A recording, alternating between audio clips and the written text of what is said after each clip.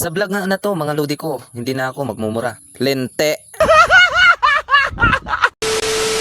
So for today's video nga, magkakatay tayo ng manok dahil wala tayong ulam. Sakto din na wala yung may-ari, kaya manghuli tayo ng kanilang mga manok.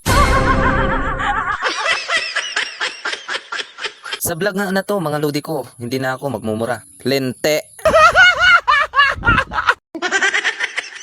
Sa part nga na to, nilatag ko na yung sako para makapagkuha na tayo ng kanyang mga balahibo. Syempre, hindi ko na pinatagal. Eto nga at nagbubukal na yung ating ininit. Agad ko na rin nga binuhusan ng mainit na tubig yung ating kakataying manok. Syempre, hindi tayo expert sa pagluluto. Hindi naman tayo anak ng kontraktor eh.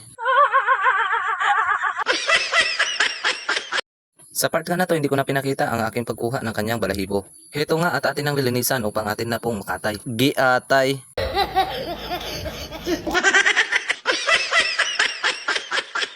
At dito nga, agad ko nang hiniwa yung kanyang hita.